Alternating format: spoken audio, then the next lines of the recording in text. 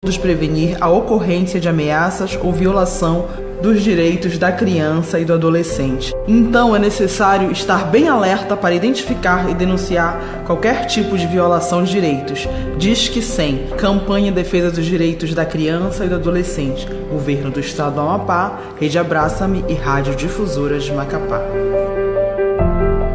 Mulher, o que é esse desligamento programado, hein? É a Equatorial, fazendo manutenção para melhorar a energia. A toda hora, Equatorial. A Equatorial investe em modernizar a infraestrutura para ter qualidade no fornecimento de energia. Não mexa na rede elétrica durante o período, pois o fornecimento pode voltar antes do previsto.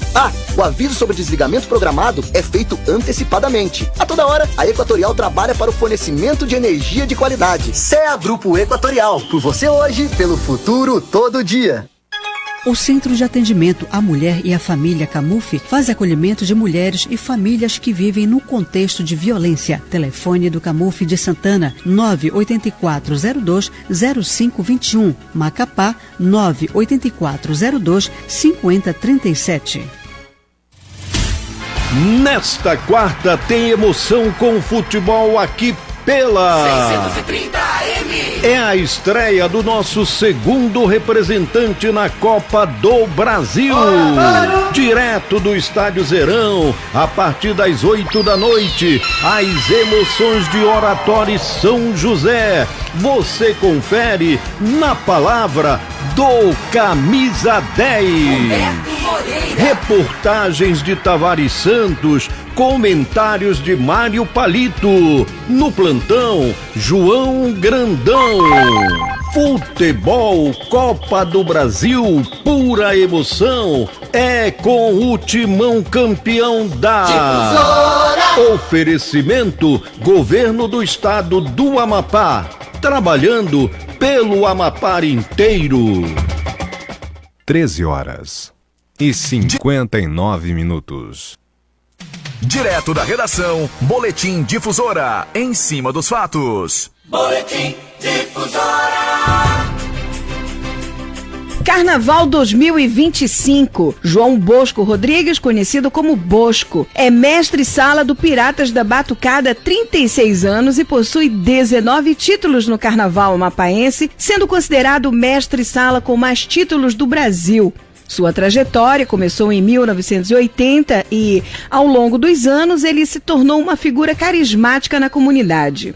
Em 2025, Bosco pediu afastamento das funções para cuidar da saúde e da família. Este será o primeiro ano em que ele não participará ativamente do desfile, mas continuará sendo um grande apoiador do Piratão. O enredo deste ano homenageia a cultura nordestina e sua influência no Amapá.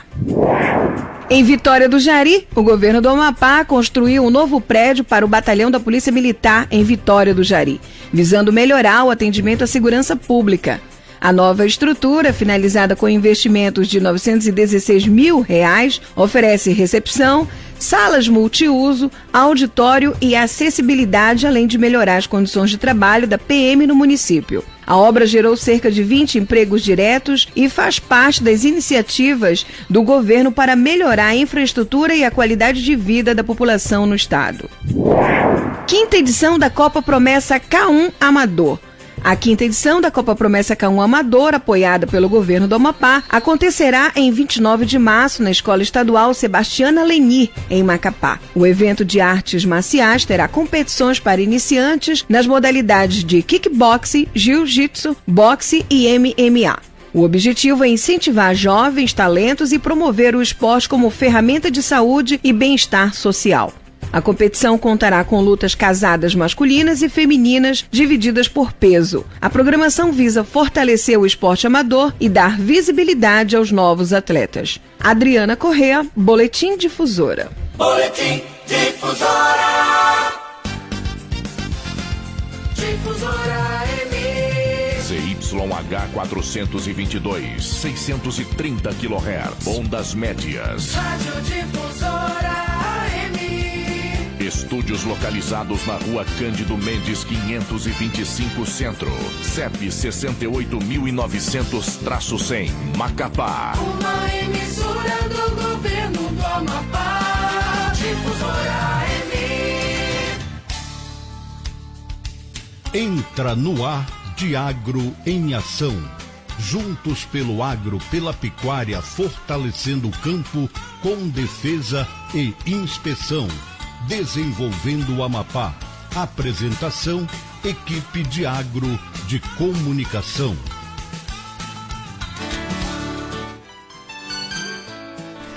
Olá a todos os ouvintes da Rádio Difusora. Está no ar o programa Diagro em Ação. Hoje a equipe de comunicação da Diagro será composta por mim, Kelly Gonçalves, médica veterinária, hoje à frente da Defesa Agropecuária do Estado. Meu nome é Denis Quintas, sou auditor fiscal agropecuário da UVL Macapá. Olá, ouvintes e internautas da Rádio Difusora. Sou Suane Lobo, assessora técnica da Diagro. É um prazer estar com vocês no programa Diagro em Ação. Lembrando que nosso programa é para tentar aproximar a sociedade das ações de defesa e inspeção agropecuária, esclarecer, né, já é o nosso terceiro programa. O primeiro nós tratamos sobre o que é a instituição. O segundo a gente trouxe a veterinária falando sobre febre aftosa, a substituição da vacinação com a campanha de atualização cadastral. Então assim nós vamos seguindo com temas de interesse, né, a defesa e a inspeção agropecuária.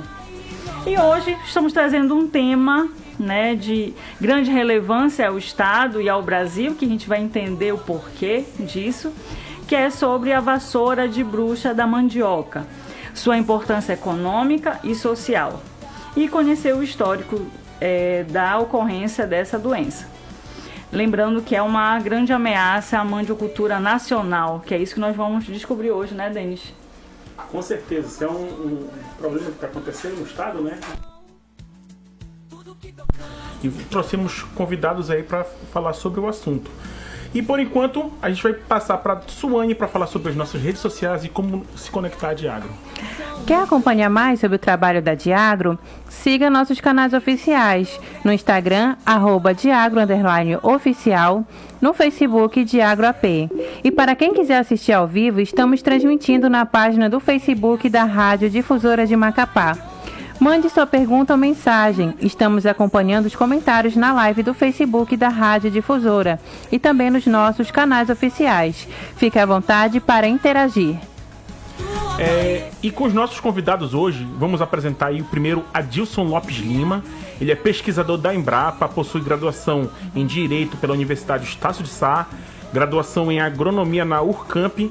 Ele é especializado em proteção de plantas pela faculdade que é Viçosa, né, UFV. Mestrado em Ciências e Tecnologias de Semente pela Universidade Federal de Pelotas. Doutorado em Fitopatologia, né, pela UNB.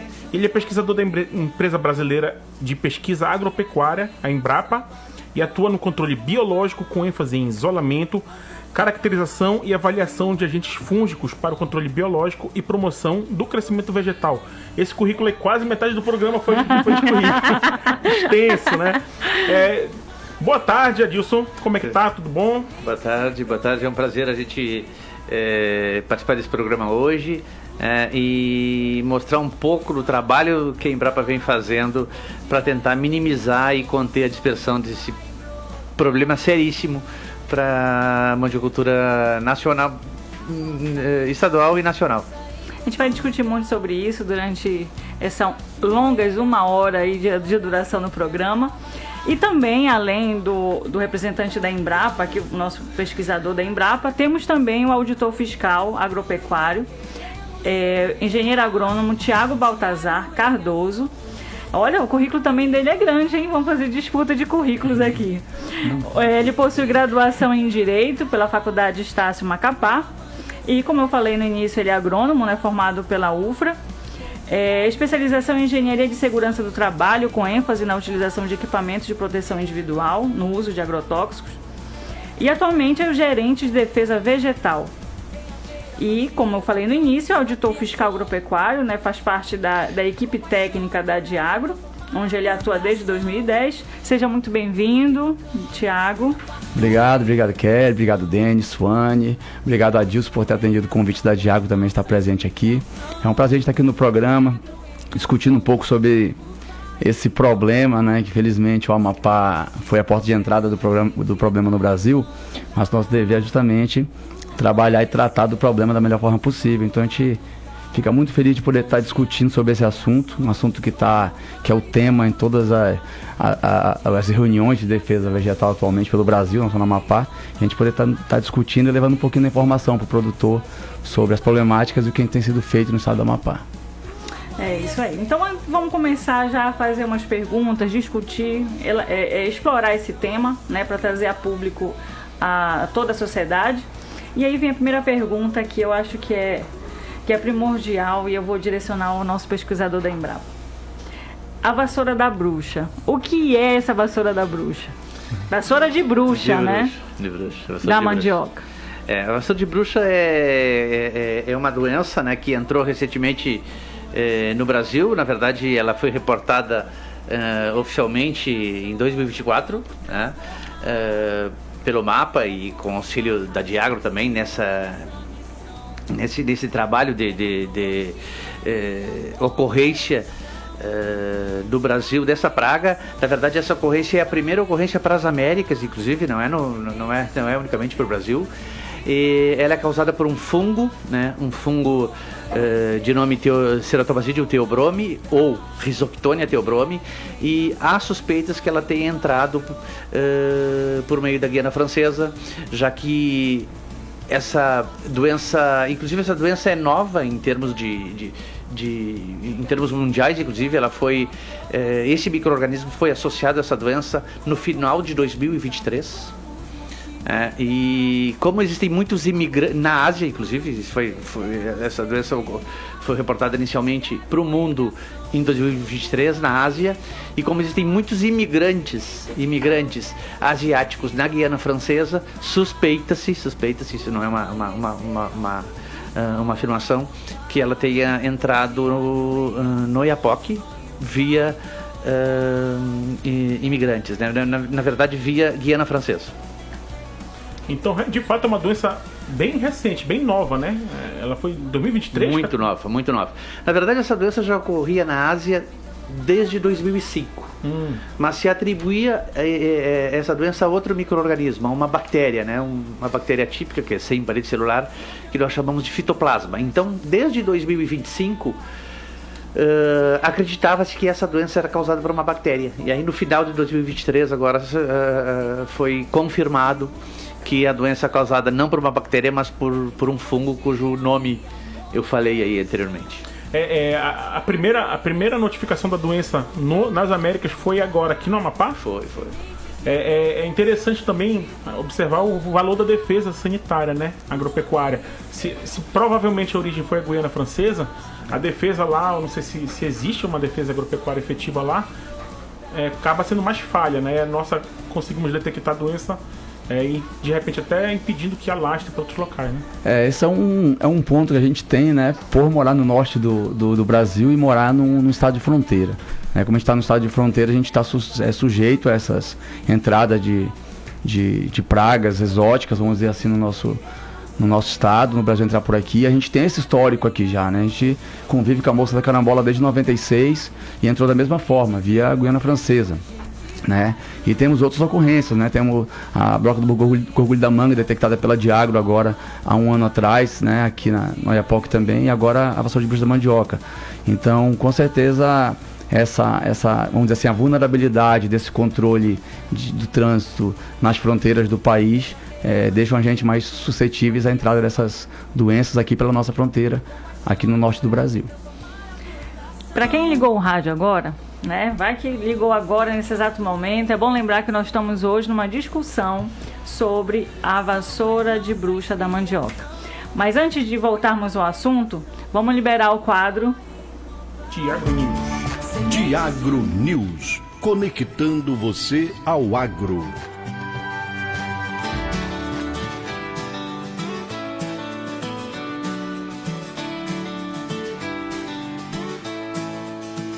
No campo tudo floresce, o sol vai brilhar. Essa de marca histórica na produção de grãos. Ela deve crescer 9,4% e garantir uma safra recorde no Brasil em 2025. Produtores brasileiros têm a expectativa de colher 325,7 milhões de toneladas de grãos, segundo a Companhia Nacional de Abastecimento, CONAB.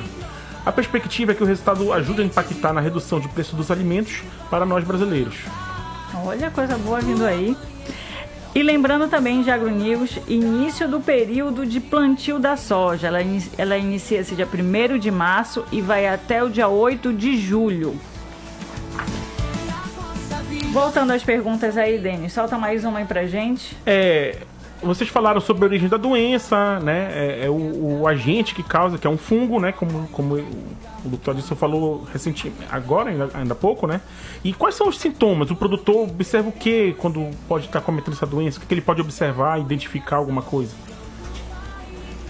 Bom, Denis, na verdade essa doença tem algumas características bem marcantes que fica fácil identificá-la. A primeira é o encurtamento dos pecíolos. Os pecíolos são aqueles ramos laterais que saem a partir da haste da mandioca. Normalmente eles são longos, mas essa doença há um encurtamento. Então as folhas se aproximam muito da haste da mandioca e dão um aspecto de vassoura. Daí o nome vassoura de bruxa da mandioca. Outra coisa é a necrose dos vasos, especialmente do xilema, das partes atacadas. Quando a gente corta longitudinalmente o caule, os vasos estão negros, são necrosados, são escuros. E isso é bem comum, né, especialmente na parte do terço superior ou do terço médio e superior da planta, porque essa doença ela é descendente, ela mata a planta de cima para baixo, não de baixo para cima. E além disso, nesse período de chuvas intensas, esse micro-organismo produz um micélio branco. O que vem a ser micélio? É um crescimento das gemas, especialmente nas gemas da mandioca, de uns filamentos semelhantes a uma teia de aranha. Isso é muito comum também, especialmente nos períodos chuvosos. Agora, esses sintomas já começaram e quem vai numa lavoura atacada, numa área atacada, numa roça atacada, possivelmente vai ver esse crescimento semelhante a uma teia de aranha, assim, nas partes afetadas, por fora da planta, né? E ficam brancos, né? É o crescimento desses micélios aí, dessa espécie de teia branca. O produtor, ele consegue visualizar isso? Consegue. E pode se assemelhar, por exemplo, a um outro tipo de praga que ele pode achar que... Não. É algo inconfundível. Essa doença é tão característica que é praticamente inconfundível depois que a gente vê os primeiros sintomas. É patognomônia, né? São sintomas, né? Mas assim, essa doença ela tá tão à tona no dia a dia do amapaense já, né? Tá na mídia, todo mundo tá falando dela, que aí chegou a causar um certo, tanto medo no produtor rural, que todo produtor agora, quando ele começa a ver um problema na mandioca, ele já liga a questão de ser a vassoura de bruxa. Então, nós temos recebido algumas notificações, inclusive, de áreas que possivelmente são vassoura de bruxa da mandioca, mas a gente consegue se deslocar até o local e muitos são descartados, não são. Mas é o receio do produtor, né, de ser a vassoura de bruxa por ser uma doença com um poder de devastação e de destruição tão grande como é. Né? Mas querendo ou não, é positivo que o produtor realmente está observando sua lavoura, né, está prestando atenção. E é bom também o trabalho da rádio difusora com a propagação das informações. Né? Então acabamos de ver os sintomas da doença. Então você, produtor que cultiva mandioca, fique de olho na sua produção, no seu plantio. Se ocorrer um desses sintomas, se vocês observarem, a Diagro está à disposição para ajudá-los. Perfeito. Pode ficar à vontade. Logicamente que ela é inconfundível depois que a gente tem contato com ela algumas vezes. Sim. Né? E uma confusão que está ocorrendo, inclusive em nível nacional, não é somente aqui, é que acham que a vassoura de bruxa é a mesma da vassoura de bruxa da mandioca, é a mesma do cacau e do cupuaçu. Não tem nada a ver. Não tem nada a ver, claro, né? É bom deixar claro isso, que inclusive os micro-organismos são diferentes. Então, o fungo que ataca a vassoura de bruxa, o fungo que causa a vassoura de bruxa da mandioca não vai atacar o cupuaçu e nem o cacau. As pessoas podem ela é exclusiva da mandioca. Na verdade, esse fungo originalmente, na Ásia, ele partiu do cacau. Tanto é que o nome é Theobrome, né? Ceratoplasmide Theobrome ou Rhizoctonia theobrome. Não se sabe por que motivo ele pulou do cacau para mandioca. Talvez alguns trabalhos recentes tenham relacionado isso até essa questão das mudanças climáticas, da maior temperatura. Pode ter tornado esse micro-organismo um patógeno agressivo para a mandioca, já que originalmente era do cacau. Mas a gente inclusive visitou áreas no Amapá de cacau próximas de áreas atacadas com a doença, para ver se realmente tinha sintomas do cacau, e não tinham nenhum.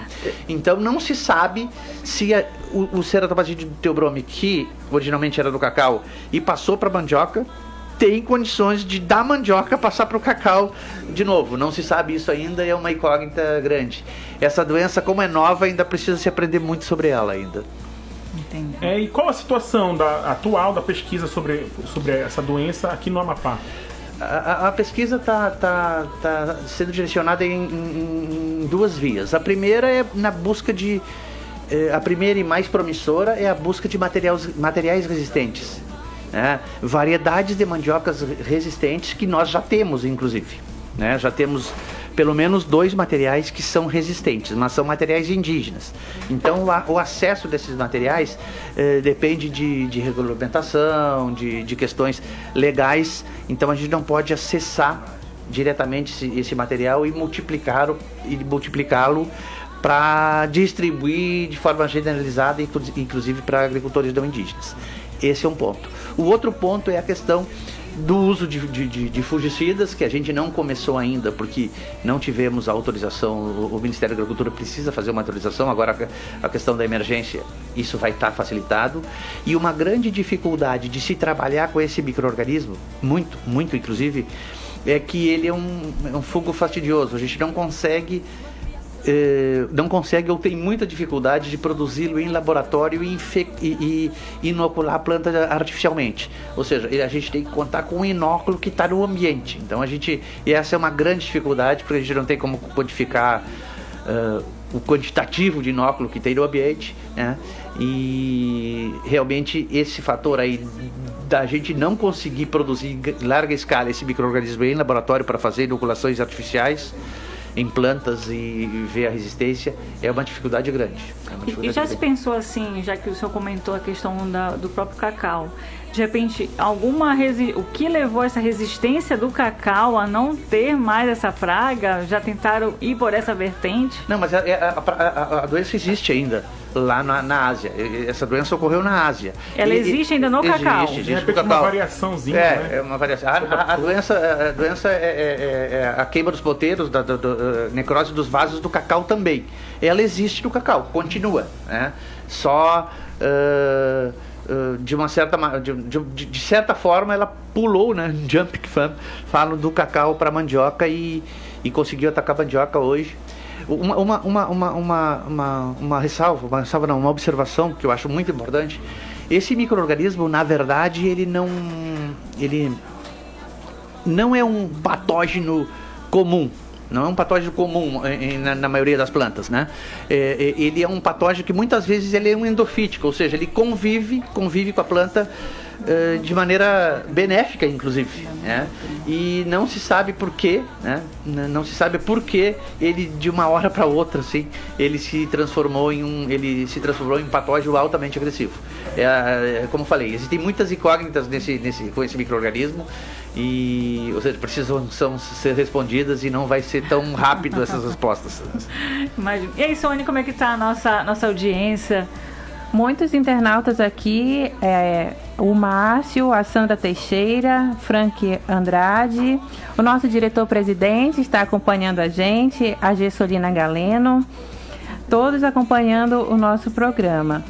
E você quer acompanhar mais sobre o trabalho da Diagro? Siga nossos canais oficiais no Instagram, @Diagro_oficial, no Facebook Diagro AP, e para quem quiser assistir ao vivo, estamos transmitindo na página do Facebook da Rádio Difusora de Macapá.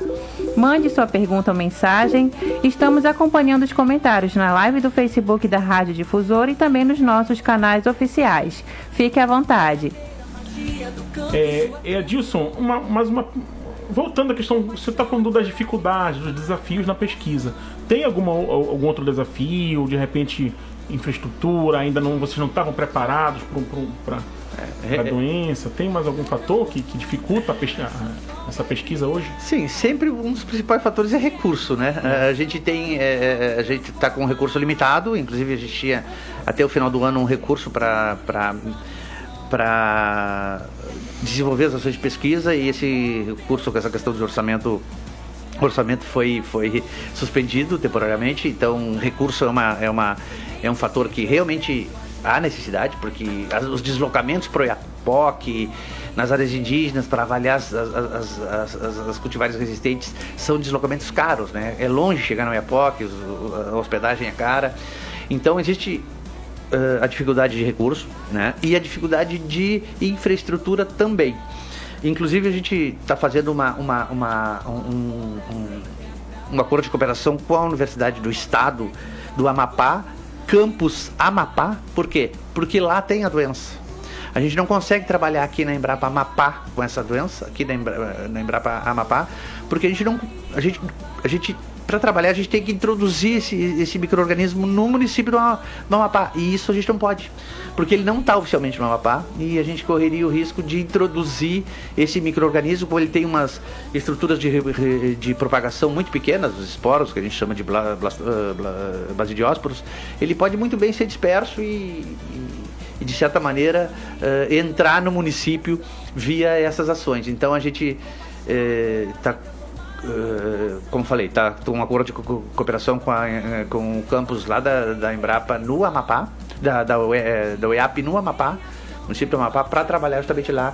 É que lá tem um curso, né? Tem de agronomia, lá tem um curso de agronomia, e lá a gente conseguiria trabalhar com esse micro-organismo sem problema, já que oficialmente lá é uma área de foco, e aproveitar os estudantes de lá, os acadêmicos. Exatamente. E aí a gente não correria o risco de acidentalmente introduzi-lo no município do Amapá, já que tem o Pacuí, que produz muita mandioca. De Macapá, quer dizer, né? Município de Macapá, desculpa. Do município de Macapá, já que existe o Pacuí aí, que é a área que mais produz mandioca, e pode ser...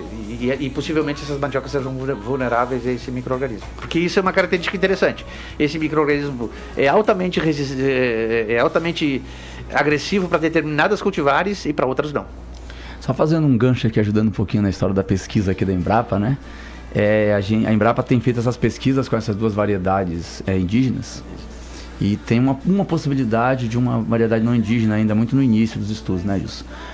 Que é a jacaré lá no Calçoene, né? No Amapá, né? Um carnô é Calçoene, né? E aí, acho que é bom te deixar assim, o produtor bem consciente da situação atual, que são pesquisas ainda, né? Uhum. Então, no início, nós não temos ainda, a Embrapa não tem um diagnóstico fechado sobre essas resistências ou essas tolerâncias, né? E porque o produtor, quando se fala que, olha, tem uma variedade resistente, então começa aquela confusão no estado, todo mundo querendo ter acesso a esse material, né? E é algo que tem que ser tratado com muito cuidado, porque senão de repente os produtores podem estar indo para uma área contaminada, trazer esse material que se imagina ser resistente, tolerante, né? E trazer para uma área que a gente chama de área limpa, né? Uma área sem a doença. E uma coisa é a doença resistir ou tolerar e conviver com a planta conviver com a doença. Só que não quer dizer que ela não está contaminada pelo fungo. Sim. Então, às vezes, o produtor fica falando, olha, aquela variedade ali está produzindo mesmo com a ocorrência do fungo. Ela consegue produzir. Então, ele quer correr lá para o município de foco, pegar essas variedades e implantar em áreas limpas. E aí, em vez de ele estar ajudando, ele vai estar o quê? Trazendo a doença para as áreas limpas, né? Então, deixar o produtor bem consciente, quem está em área limpa, de modo nenhum procurar artes ou material de propagação em área suja. Deixa um pouco claro que é área limpa, que tu está se referindo para que o ouvinte entenda. Isso, a área limpa são os municípios sem foco, sem ocorrência oficial. Que nunca foi identificado. Nunca foi identificado, e são municípios que não tem nenhuma restrição, não tem ocorrência da praga, né? E as áreas sujas que nós chamamos são as áreas que já tem ocorrência da praga e estão com contaminação.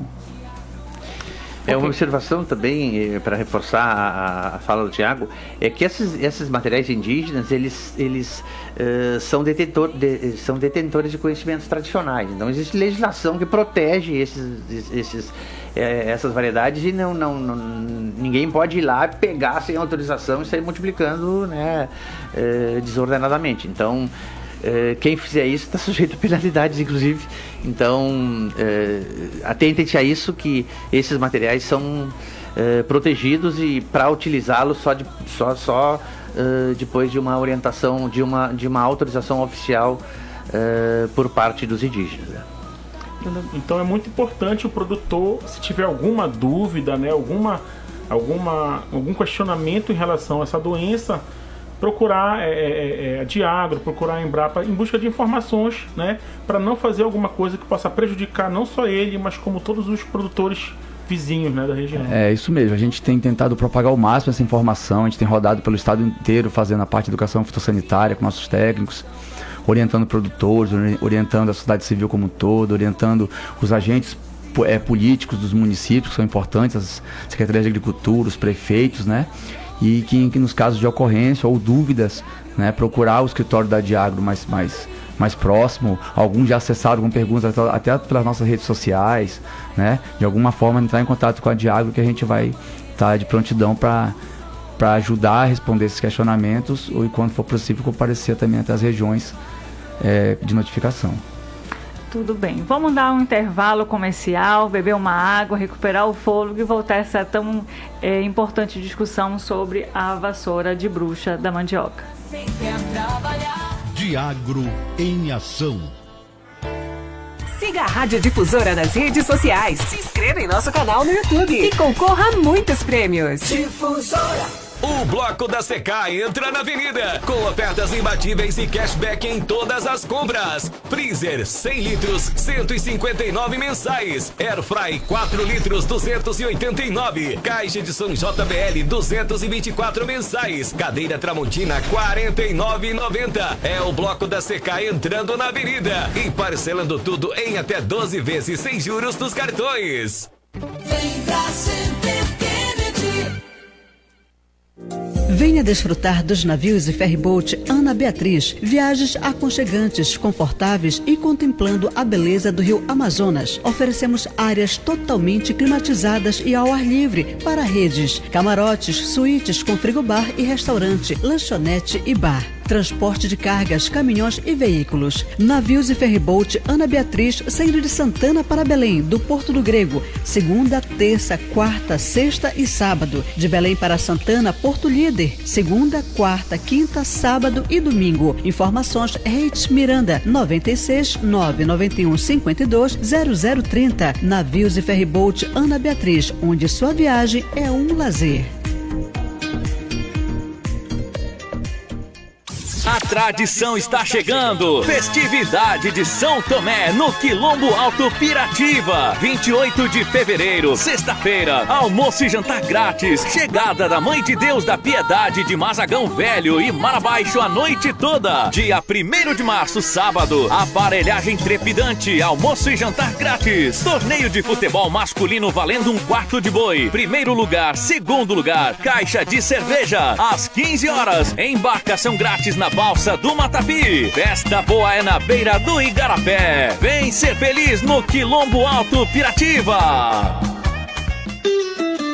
Se você é pescador artesanal, agricultor, extrativista ou pecuarista, você tem direito ao microcrédito rural Pronaf-B no valor de até R$12.000. Taxa de juros de 5% ao ano. Se você pagar sua parcela antes da data do vencimento, você terá um desconto de 25%. Esse é um crédito para você investir em sua atividade produtiva. Para ter acesso ao microcrédito rural Pronaf-B, vá à agência da Cactus, localizada na Rua General Rondon 1405D, no centro de Macapá, ou entre em contato pelo fone 9681329701. Nossa sede fica próximo à Pastelaria do Goiano.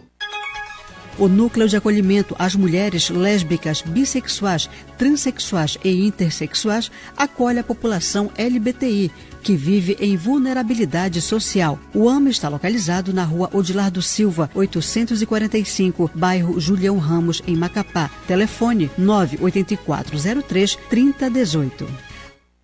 No Comercial Atlântico temos vários materiais para sua pesca, malhadeiras, tarrafas, vara e linha de pesca, molinetes, carretilhas, anzóis, isca, tralha de chumbo e boia, além de panagem, mata-pi chinês, cola náutica, caiaque, acessórios para pesca de mergulho, mochilas, sacolão, sombrinhas, lanternas, lonas, uma variedade de componentes importados e acessórios para celular. Comercial Atlântico e Igarapé das Mulheres, na rua Rio Tefé, 303, ao lado do açougue. Fone WhatsApp 96-99188-8899. Comercial Atlântico, a casa do chinês.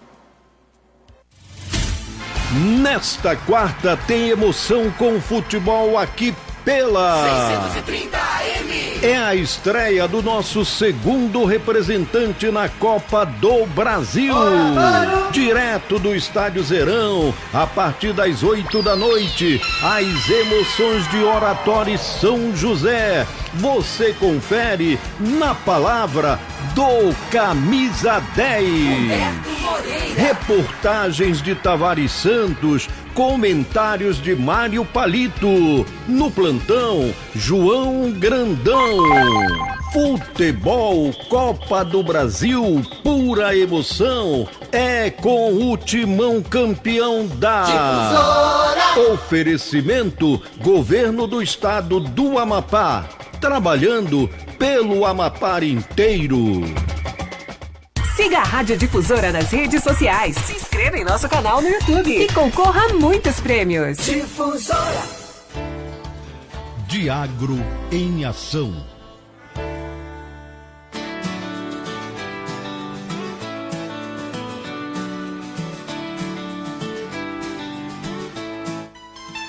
No campo tudo floresce, o sol vai brilhar. Diagro em ação para o campo transformar.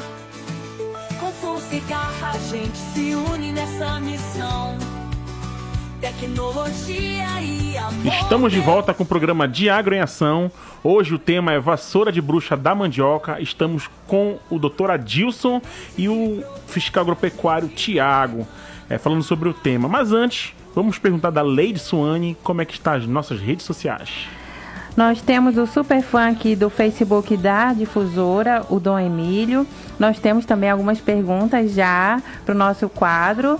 Quero dar também um alô ao seu Raimundo e a dona Lucinilda, que estão desde o primeiro programa acompanhando a gente. Nossa, muito obrigada pela audiência. Legal. Posso dar um alô também?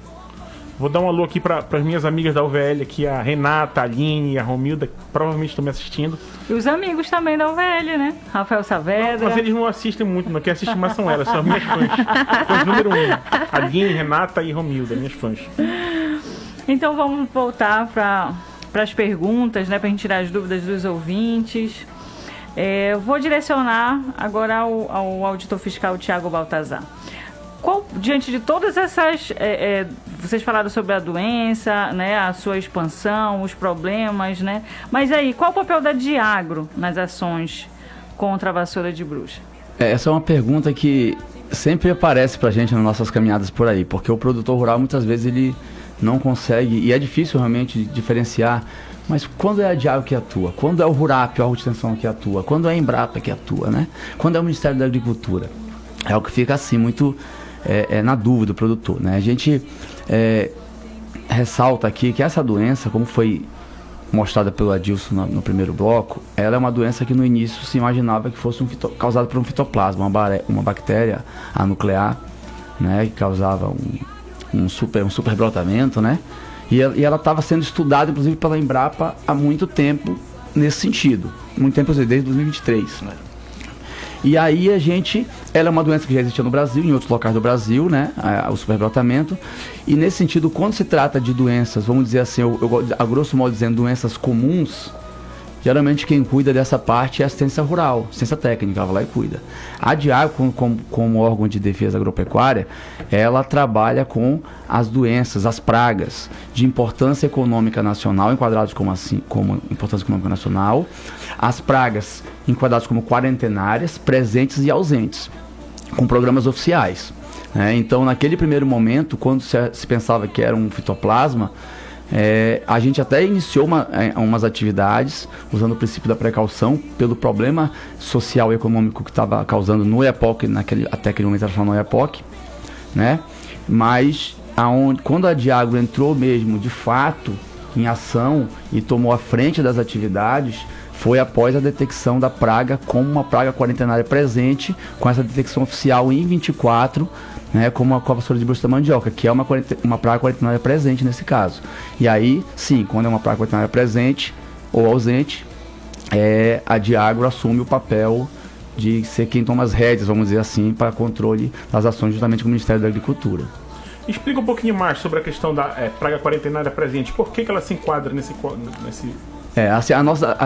Nós dividimos assim, os nossos programas, vamos dizer assim, de atuação, como eu falei, vamos dizer assim, em 3 espécies, né? As pragas de importância econômica nacional, as pragas quarentenárias ausentes e as pragas quarentenárias presentes. É o nosso ramo de atuação. Uma praga quarentenária ausente, ela é enquadrada quando é uma praga que não existe no Brasil, por isso que ela é ausente. Era o que era antigamente. É o que ela era antes. Mas que caso entre no Brasil, ela tem um potencial de dano econômico, social e cultural muito grande para a economia nacional. Então, só que ela não existe no Brasil, então ela é uma ausente. Quando ela é detectada pela primeira vez no Brasil, que foi o caso da vassoura de bruxa, ela passa de praga quarentenária ausente para uma praga quarentenária presente. No entanto, não basta para ela estar enquadrada com uma praga quarentenária presente apenas adentrar. Ela tem que ter adentrado, ela tem que ter esse impacto econômico significativo, ela tem que estar, vamos dizer assim, sob um programa de controle oficial do Ministério da Agricultura e não pode estar amplamente disseminada no país. Ela tem que estar numa área restrita, que é o caso da vassoura de bruxa hoje. Existe um programa nacional, ela está restrita a esses 6 municípios do Amapá, né, e tem um dano econômico potencial em caso de disseminação pelo resto do país. Então, como ela é uma praga quarentenária presente, assim como a mosca da carambola assim como outras pragas que nós temos, aí elas ficam, vamos dizer assim, sobre a nossa guarda da Diagro, a gente passa a ter a responsabilidade de controle dessa praga. Aí você falou que ela entrou no EPOC, né? Aí depois você citou 6 municípios, né? 6 cidades. Quais são essas 6 cidades? Ela adentrou no EPOC, o pessoal já vinha pesquisando com ela desde 2023, e a primeira ocorrência aconteceu no EPOC em 2024. Né? Em 2024 ela teve na verdade a Embrapa vinha fazendo uma pesquisa com esse material e fizeram um envio dessa pesquisa para a Alemanha, não foi isso? Materiais, Mas a Embrapa já estava pensando que era ela, já existia a suspeita. Já existia a suspeita. A suspeita. E aí foi enviado para a Alemanha esse material. A Embrapa tinha essa suspeita nós não tínhamos, né? Então, depois que a gente saiu, o primeiro resultado lá na Alemanha, falou, olha, foi detectado o Ceratobacillus theobrome lá na Alemanha. E aí gerou aquele, meu Deus, e agora? Né? Se for, vai ser uma praga quarentenária nova aqui no Brasil, nas Américas não tinha. Só que pra gente, quanto defesa agropecuária, apesar da Embrapa ser um órgão de pesquisa conceituado, né, a gente precisava de uma confirmação laboratorial, de um laboratório de defesa agropecuária oficial, né, credenciado pelo Ministério da Agricultura. E aí nós iniciamos uma atividade em parceria, né, Embrapa, Diagro, Ministério da Agricultura e o RURAP. Fomos até a região para fazer essa coleta, com apoio do Adilson, inclusive, para fazer o envio para o Laboratório de Defesa Agropecuária credenciado, que fica em Goiás. Enviamos, e aí foi que, acho que foi dia 1º de julho, 1º de agosto, no meio de 2024, foi que saiu o relatório de ensaio oficial, que deu essa confirmação em julho, que aí a partir daquele momento nós poderíamos afirmar que nós tínhamos uma praga quarentenária presente aqui no EPOC. Aí do Iapoc, quais são os outros 6 municípios? Sim, aí a gente quer saber essa distribuição, essas detecções no estado do Amapá. Então, a partir desse momento, nós começamos a monitorar as áreas, tanto as áreas de foco, naquele momento, Oiapoque e Calçuene, né, que saiu junto, na verdade. Nossa primeira foi Oiapoque e Calçuene. E também começamos a fazer um trabalho de acompanhamento perifocal, E aí, posteriormente, a gente foi verificando que ela veio ocorrendo, vamos dizer assim, descendo a BR-156 no sentido norte-sul, né? Posteriormente, ela teve uma ocorrência, foi em julho, ela teve Oiapoque Calçoene, agosto Amapá, setembro Pracuúba, e depois em outubro para começo de novembro apareceu em Tartarugalzinho, né? E aí depois nós tivemos um espaço de tempo sem detecções, ficamos restritos a esses municípios, e agora em janeiro de 2025 tivemos a confirmação também laboratorial numa outra área de Tartarugalzinho, já antes da cidade, quem sobe daqui no sentido sul-norte, e também uma detecção que nós não esperávamos, porque fugiu um pouco dessa sequência lógica de descida da estrada. Foi uma detecção lá na Pedra Branca do Amapari, né, nas comunidades do Tucano 1 e do Nova Divisão. Então, áreas bem isoladas, assim, que nos leva a crer que não desceu via esse trajeto normal da rodovia, né? Então nós já temos aí quase um ano, né, de detecção da praga aqui no estado, né? Assim, na verdade, a detecção oficial foi em 24, mas assim, os sintomas... 24 de julho, né? Em julho de 2024, mas os sintomas, né, disso, já vinham acompanhando desde 23.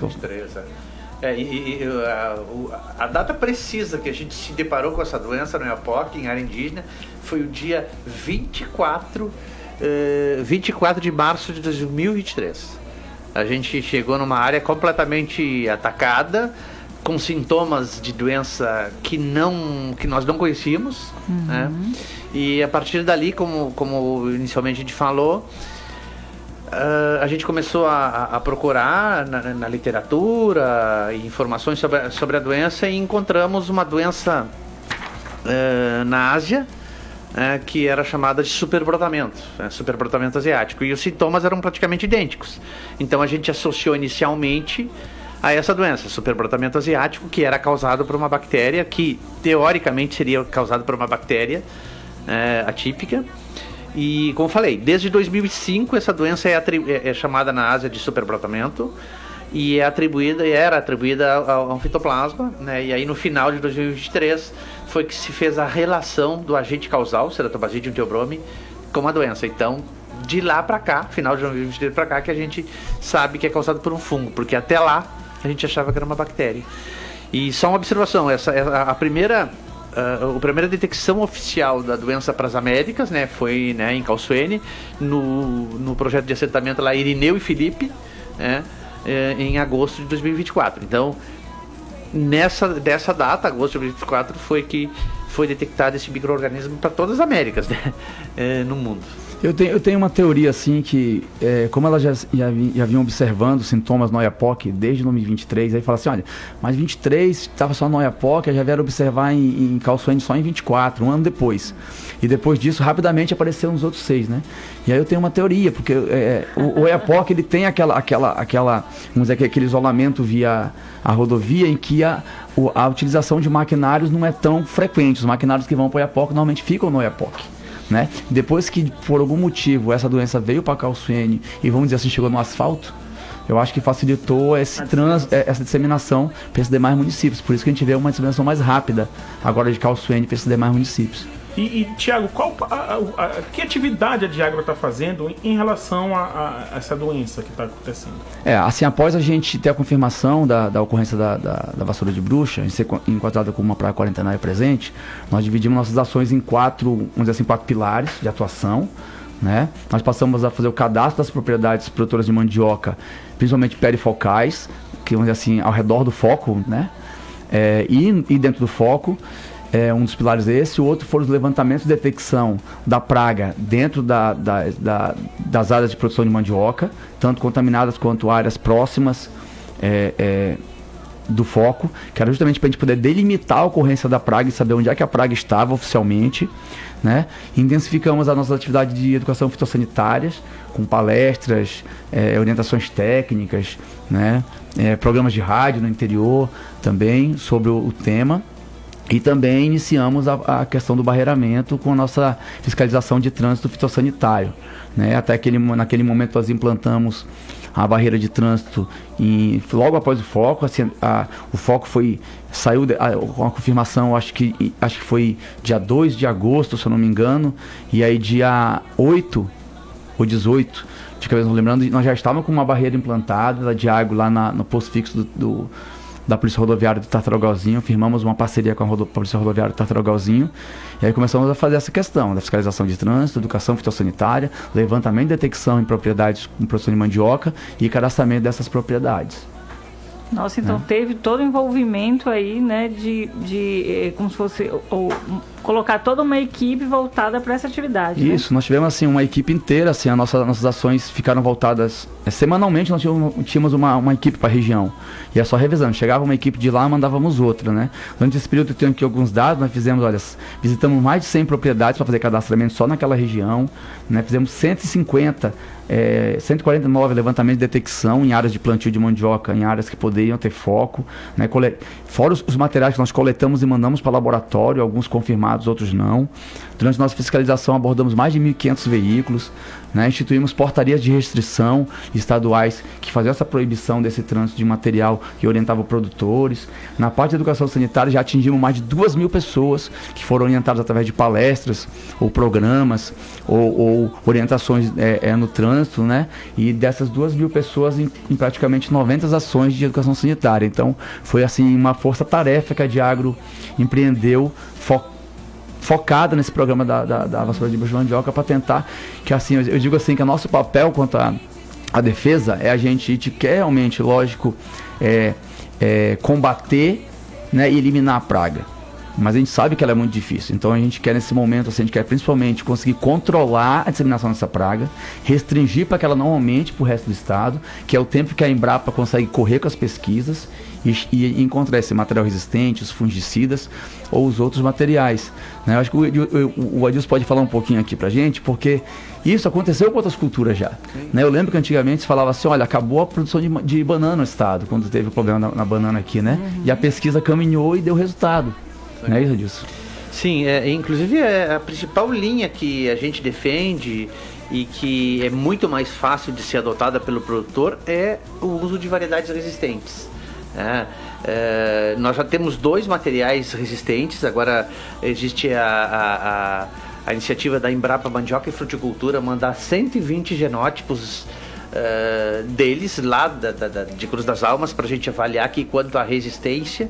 Por que a gente dá prioridade para a resistência? Porque a resistência a gente só usa uma maniva resistente, não precisa estar usando defensivo fungicida. Isso evita contaminação do aplicador, do agricultor, contaminação de solo e água. Então a principal via que a Embrapa está direcionando esforços é para a variedade resistente, mas tem a questão dos fungicidas, né, que a gente também vai começar a trabalhar. Além disso, entender qual é a biologia dessa doença, ou seja, qual é o tempo de incubação na planta, ou seja, ele chegou, infectou, quanto tempo depois ele produz novos esporos e pode se dispersar.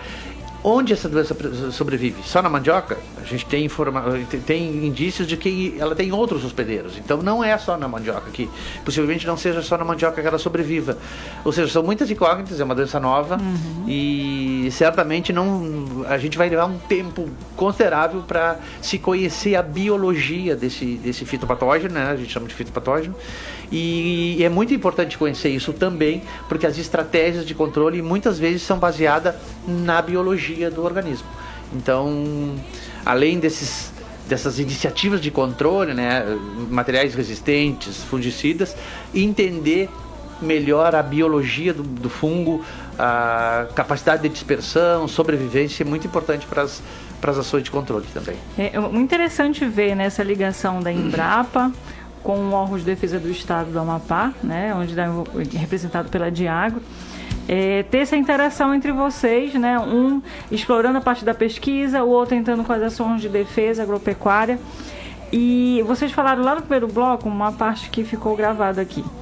Emergência. A emergência vai facilitar o que é o decreto de emergência, que vai facilitar tanto a atividade de pesquisa quanto a de defesa? É assim, a gente tem um decreto de emergência federal, que foi publicado, salvo engano, 29 de janeiro, agora. Estamos chegando próximo de um mês de decretação de emergência, que colocou em emergência o estado do Amapá e do Pará, para a pessoa de mandioca. E o decreto de emergência ele vem justamente para, vamos dizer assim, mais diretamente, para facilitar nossas atividades de atuação, né?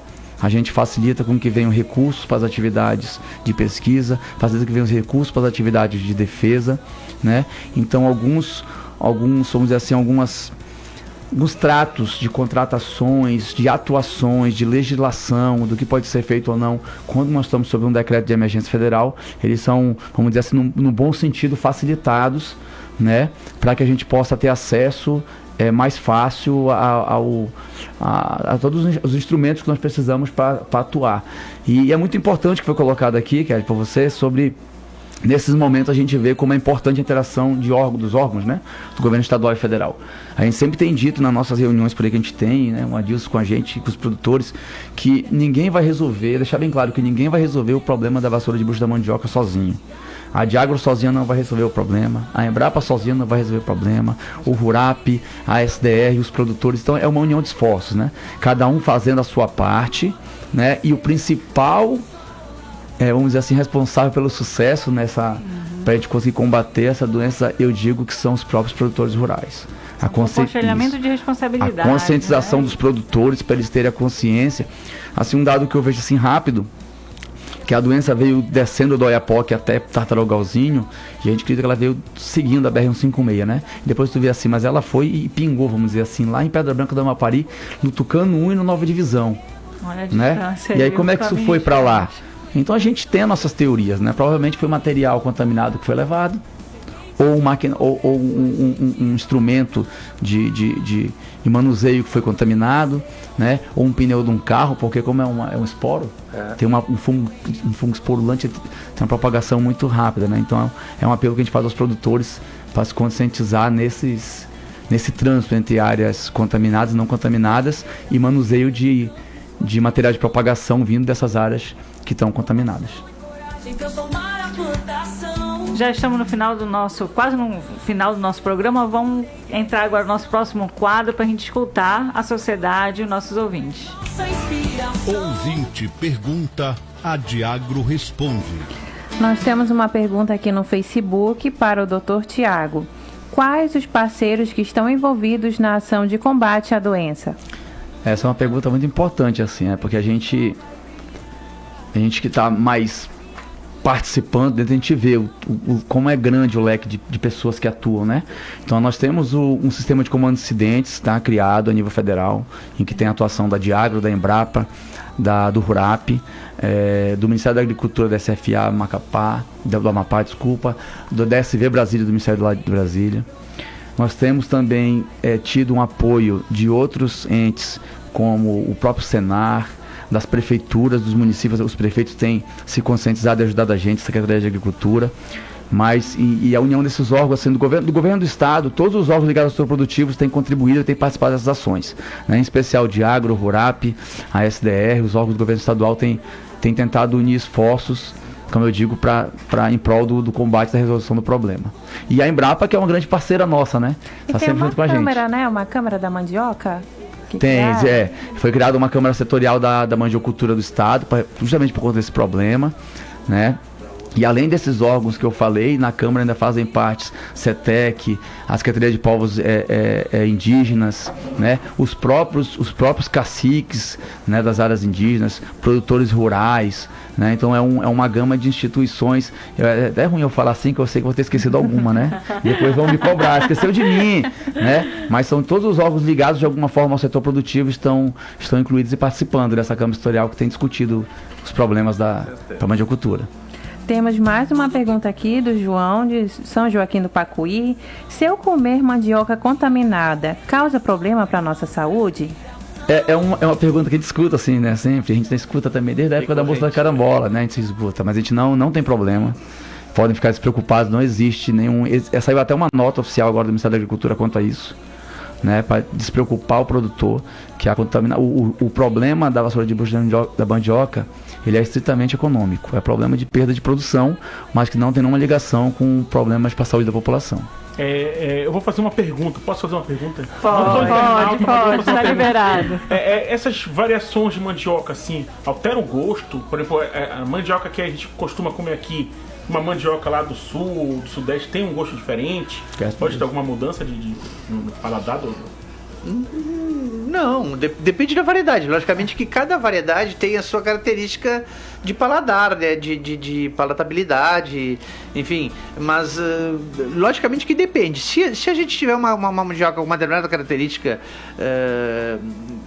aqui, se tu plantar ela em outro local, vai continuar com essa característica. Pode mudar um pouco, mas não existe essa alteração de gosto, né? Porque é uma característica da variedade, né? Então não teria grandes alterações. Inclusive, se tiver alteração, a alteração é mínima. A gente até assim também percebe, né, isso sobre a questão da suscetibilidade, né? Que nós temos as mandiocas amarelas, vamos dizer assim, e as brancas, né? E aqui na Amapá a gente tem uma preferência pela mandioca amarela para fazer a farinha, né? Justamente. E aí existe, né, disso, uma susceptibilidade maior à doença na mandioca amarela. Ah, meu Deus do né? céu, vai acabar com a minha farinha. Aquela mandioca manteiga. Vamos dizer a amarela quando, assim, pelo que tem visto, né, até agora, né? Quando a mandioca amarela é atacada, ela é destruída mais drasticamente do que a branca. Apesar que nessas variedades que a Embrapa tem pesquisado, existe uma amarela, né, disso? Existe, tem uma dessas resistentes, tolerantes, na verdade, né? Tem uma... Porque a gente estava atrás disso, né? A gente desde 2023, depois de detectada a doença, a gente da Embrapa, logicamente com os demais parceiros, a gente ia toda semana para o EPOC, a gente ficava uma semana lá. E um dos nossos principais desafios foi buscar material resistente. E a gente tinha encontrado um material branco, mandioca branca, que resistia muito, era muito tolerante à doença e produzia muito bem, inclusive. E a gente estava atrás de uma amarela, porque a preferência dos agricultores e dos indígenas é amarela, porque a farinha amarela que tem valor comercial, mais valor comercial, e a gente estava atrás de uma amarela. E felizmente no final do ano passado, em dezembro, a gente encontrou uma variedade amarela que também suporta bem a doença e produz bem. Mas realmente as amarelas, quando a doença ataca uma amarela suscetível, tem algumas muito suscetíveis, como a tucumã, a marapanim, ela destrói completamente a roça, a lavoura. Mais alguma pergunta aí, Sônia? Sim, nós temos mais uma pergunta aqui. Se eu plantar aqui na roça usando maniva sem a doença, tenho a garantia de que não vou perder minha roça? Não temos a garantia, porque nós temos assim, o aconselhável é isso, trabalhar com materiais sempre resistentes. Mas como é um fungo esporulante, vamos dizer assim, depois esporo, ele pode ser trazido para a roça posteriormente, através de um maquinário compartilhado que veio de uma roça contaminada, de um terçado que foi usado, um utensílio, ou o próprio produtor. Né? Às vezes o próprio produtor pode trazer esses esporos na roupa ou na bota para dentro da sua lavoura. Então, o primeiro ponto é trazer um material limpo, né? Um material sem contaminação. Mas mesmo após o plantio, o produtor deve seguir todos os cuidados para não trazer a contaminação de uma outra roça contaminada para a roça dele. Isso é importante. Só mais uma ressalva que eu falei anteriormente. Não existe garantia. Até porque, como eu falei, a doença nova, a gente não conhece os hospedeiros alternativos dessa doença. Então pode ter uma planta ali que é até assintomática, ou seja, está atacada, mas não expressa sintoma. Qualquer planta, qualquer árvore. E aí essa planta pode estar transmitindo esses propágulos, esses esporos, para a área que recebeu manivas limpas. Né? Limpas, entre aspas. Ou seja, então não existe a garantia. Logicamente que é muito recomendado que se use, né, maniva limpa, maniva saudável, mas não se garante que essas saudáveis, depois de vegetando, não vai pegar doença. Pode vir de outras formas o esporo. E o nosso programa está chegando ao fim, né? Eu agradeço bastante aí o nosso colega Tiago, o Dr. Adilson, pesquisador da Embrapa, também muito obrigado pela presença, pelo aceite do convite, tá? Se vocês quiserem agradecer, mandar um abraço para alguém aí. Fique à vontade. Quero agradecer primeiramente a vocês que vieram tocar o programa, né? Muito bem feito, por sinal, né? E agradecer aos produtores que estão sintonizados, as autoridades dos municípios que estiverem sintonizados escutando essa problemática que a gente vem trazer aqui, né? E pedir, e mais uma vez, eu sempre acabo com essa fala, né? Pedir o apoio dos produtores, principalmente, que ajudem a Diagro, que ajudem o setor produtivo do Estado. Para quem trabalha com mandioca no Estado, nós precisamos, infelizmente, nesse momento, dar um freio, dar uma segurada em algumas coisas, que eu sei que é ruim, é chato, é difícil, mas nós precisamos, muitas vezes, dar uma segurada para poder, no futuro, para não comprometer o futuro. Né? Então, o produtor tenha um pouco de consciência nesse momento de dificuldade, para que a gente possa rapidamente voltar a produzir mandioca nesses municípios que estão hoje contaminados. Eu passo para o Adilson, agradecer ao Adilson e passar para ele para as considerações dele, né? Bom, Thiago, muito obrigado, Diagro, mais uma vez, pela oportunidade da gente mostrar um pouco o nosso trabalho. Eu também queria ressaltar a importância da Diagro nesse processo, né? Realmente, Diagro é muito importante esse processo. Eles estão sempre à frente dessas novas áreas aí que existem suspeitas da doença. Isso é fundamental, né? Fundamental. Então a Diagro, o Rurap também tem ajudado muito. E o que eu queria ressaltar é importante que todo mundo trabalhe com essa doença para a gente superar esse problema. E a Embrapa, a Embrapa em nível nacional está muito preocupada com esse problema, né? Inclusive a diretoria da Embrapa está preocupada. A gente faz no mínimo 2 ou 3 reuniões por semana com eles, justamente por isso.